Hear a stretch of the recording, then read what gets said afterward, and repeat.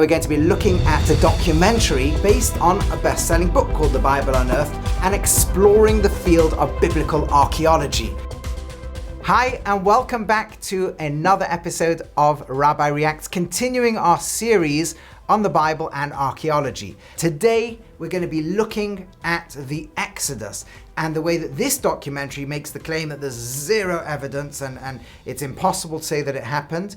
And we're going to be looking at a counterclaim to that. If you haven't done so yet, also, please do remember to like, to subscribe, and to click on the notification button. You can also comment on the video below.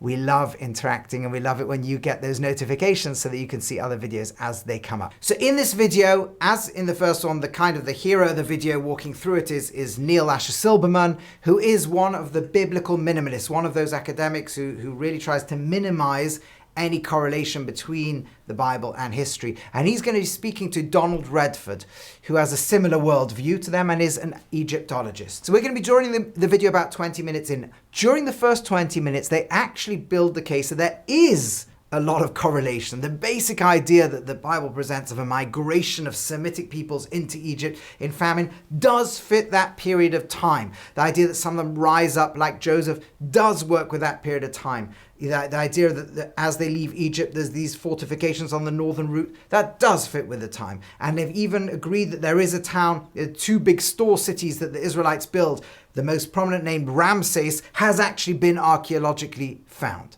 But from this point, they're now going to argue that everything else doesn't work. And this is what we want to take a look at, the claims today. The Bible tells how, after having camped in the desert for almost 3 months, the Israelites received the 10 Commandments at Mount Sinai. They then headed off towards the northeast to the land of Canaan. At that point, the biblical text tells us, they reached the oasis of Kadesh Barnea, located between the Sinai and Negev deserts.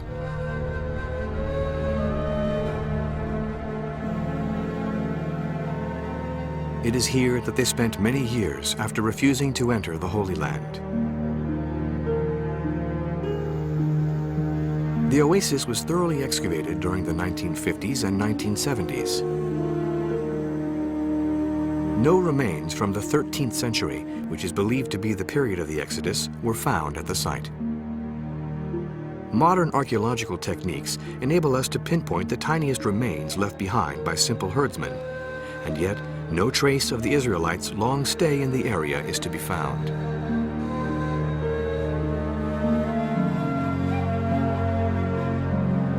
The absence of any evidence of their journey through the wilderness in either this oasis or anywhere else in the Sinai Peninsula is one of the enigmas of the Exodus story.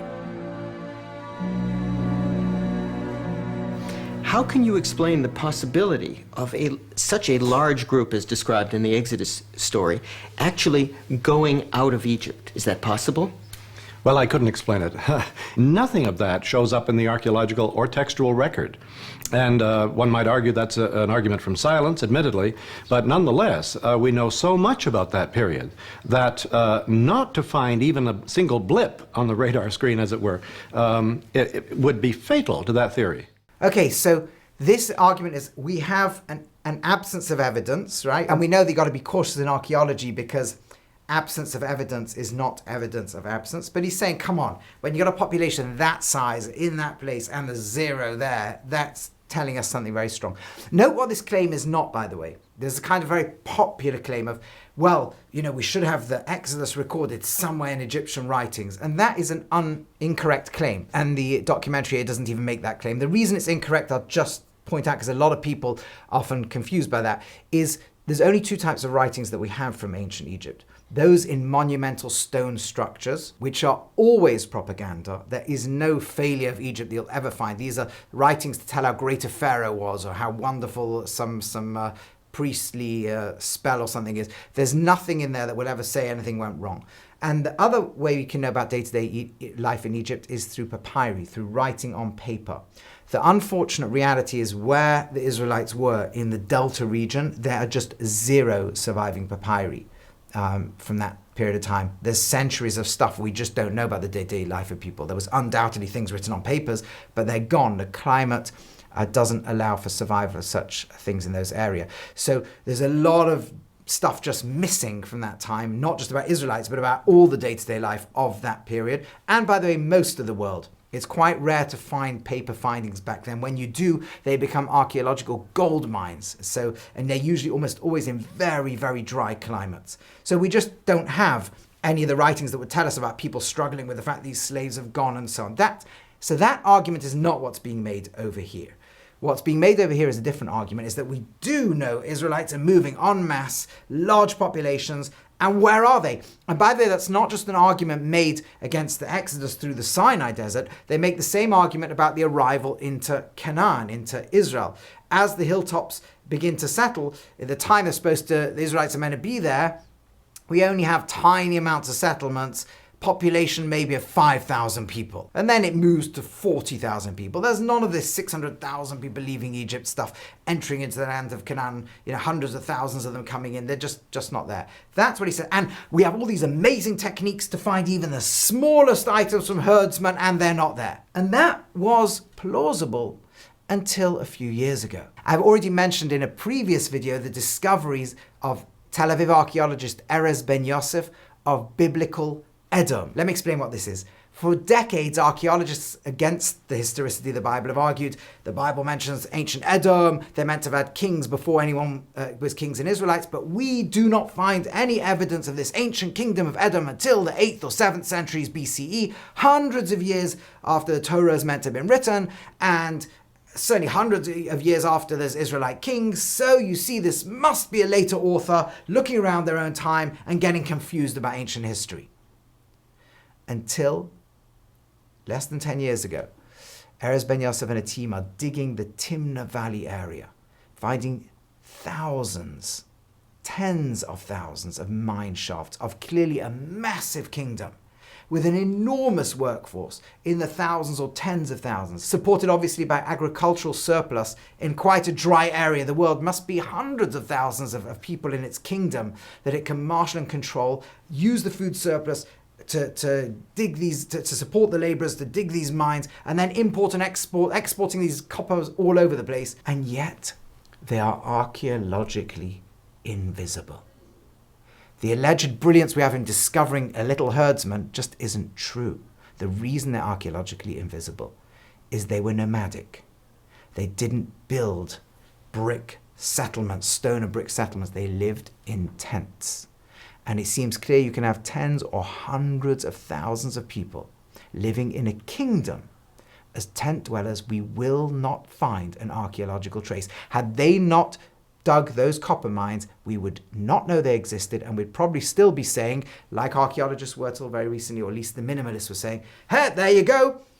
We have an absence of evidence for Edom, therefore they did not exist. Erez Ben Yosef himself wrote an important article, an archaeological article. You can find it online, and it's not too technical. It's in the Jerusalem Journal of Archaeology, called Rethinking the Social Complexity of Early Iron Age Nomads. I'm just going to jump. He's talking about Edom, but in the fifth section, he then has a little section called Early Israel. Have we been looking under the streetlight? Effectively making this exact point. The sentence is that all our theories about ancient Israel should be adjusted to factor in archaeologically invisible possibilities that we now know were part of the reality of the early Iron Age southern Levant. If you don't like reading academic journals, you can just Google it and find online.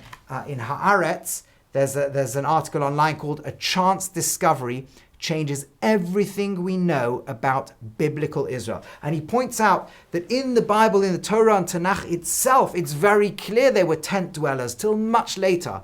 And people have been scholars have been saying, well, it's metaphoric, it means physical structures. No, the Torah and Tanakh are telling you they're not living. Only small groups of the Levites actually living in any physical city-like structures. Everybody else is tent dwellers until much, much later on, times of King David or later, you start to get this sense of the moving in cities. Really, King Solomon is the big urban build. And even then, it's likely that enormous numbers of them were still dwelling in tents. So this idea that you can have hundreds of thousands of people, tent dwellers, migrating or even living in an area for centuries and leaving nothing that archaeologists find at all, tells you it's no problem at all. The fact that the Torah claims that for a few decades, there's these tent dwellers moving through a desert and being archaeologically invisible. Now, just to give you some examples And the truth is the word ohel, the word tent, in Hebrew is one of the most common words. I think it appears over 100 times in Torah. But just let's look at one or two examples. So this is from Exodus chapter 33. And this is talking about Moses, Moshe, when Moses would leave his tent, Yakumu Kol ha'am, all the people would get up, v'nitzu ish pesach ha'holo. Every man stood at the entrance of his tent. They're not living in anything but tents. And this you see consistently all the way through. I'll again just give you one or two quick examples here. But much later on in the book of Numbers, in Bamidbar, in chapter 11, so the people there are crying. This is Kadesh Barnea. This is the very place they say, we haven't found any archaeology. Well, of course not. They're all in tents. Just listen to this. Vayishma Moshe, Moses hears Esa'am, the people. Bocha, they're all crying. They're all complaining. Right? At the time, they're not happy with the manna that had landed. And they're crying to Mishpachos of each in their family. Ish lepesach ha'holo. Every single one of them at the entrance of their tents. There are no other buildings around. We even find, by the way, to the point that when it comes to the laws of impurity, and it talks about a corpse and how it contaminates the building, the only building it refers to over here, when the Torah is being given in the Sinai desert, because the only building apparently people are going to have corpses in, is exactly an ohel, right? The impurity of the tent. So, for example, in chapter 19 of Bamidbar of Numbers, verse Yudalet 14, says, Zosatorah, this is the law of the purity, Adam kiyamas ba'ohel, a person dies in the tent. Everybody everybody walks into the tent, and everything that's in the tent is contaminated for 7 days. By the way, going back to earlier discussions about when the Bible's written, it's clear that at the time it's written, the people are living in tents, which doesn't work with 8th and 7th century and other authorship, but I think we've hopefully dispelled that myth already. But many, many other examples, when the false prophet, the Bilam comes to try to curse the people in Numbers chapter 24, by Midbar Chof Dalet, he says the famous phrase, Matovu ohalecha Yaakov, how beautiful your tents, Jacob. His attempted curse turns into blessing. And again, all he sees when he looks across the whole camp is them dwelling in tents. And this is consistent through the Torah. But it's not just in the Torah. In the biblical books, that continues much later on, well into the 10th century BCE, to the point where King David's grandson, Rechavam, who tries to impose taxes on the northern tribes and they rebel. So this is now already at a point where clearly there was some urbanization. Solomon had built some cities. Right? According to the Tanakh, there is now some kind of urban dwelling. There are cities. But even then, when the people rebel against him, in Kings 1, chapter 12, right, Melachim Aleph Yud Beis, in Kings 1, chapter 12, in verse 16, says the people, all Israel saw that the king wasn't listening to their request to lower the taxes. So the people come back to the king and they come back with a word, which means they reply to him and they say, Malon achelik b'David, what portion do we have in the Davidic dynasty? Why should we have any inheritance in the child of Jesse? That's referring again to David, or in this case his grandson. Lahalecha Yisrael, Israelites, go back to your tents. So it's very clear that Tanakh, that the biblical authorship assumes as late as the 10th century, the vast majority of them lived in tents. And in the actual Exodus, they're exclusively tent dwelling, to the point where the temple itself at that time was called an Ohel Moed. It was a tent of encounter with God. There is nothing but tents of that entire period of time. So when they want to say, we haven't found any archaeology from the sites the Israelites were there. Well, yes, we haven't found any archaeology from the massive Edomite kingdom at the same time. That's what tent dwellers are. They don't leave archaeological trace. They are archaeologically invisible. We know about Edom because of the copper mines, and we should have known about Edom because the Bible, the Torah, which, as I've argued earlier, is clearly an ancient pre-10th century text, refers to them. Very unlikely they wouldn't exist, but skeptical archaeologists are going to say, we're not going to use the Torah as a contemporaneous witness. But it's very, very clear the Torah, about the same token, has this big Edomite kingdom, has this big Israelite kingdom moving through a very similar area, and the fact that we didn't find pottery and buildings from them is exactly the same as we didn't find pottery and buildings from the Edomites, who we now know exist. There is really no contradiction at all to this mass tent-dwelling people, nor to their entry into the land of Canaan, and nor should we make the horrific mistake of trying to work out how many there were by looking for stone structure remains, when the Tanakh clearly predicts you're going to find very little, even when they enter the land, and none in the Sinai desert. Now you might ask, why do nomads not leave things behind? Well, obviously they don't build stone buildings, which is usually where you find things, but why don't they leave broken pottery? I don't know. I don't know how ancient nomads lived. What we do know from Edom is hundreds of thousands of them leave nothing that archaeologists can find. Is it because they ate more with their hands? Is it because they preserve their vessels better? Is it because, they recycle? Who knows what they do? We just know with total certainty that when you have hundreds of thousands of nomadic people in a very highly organized kingdom, they are archaeologically invisible.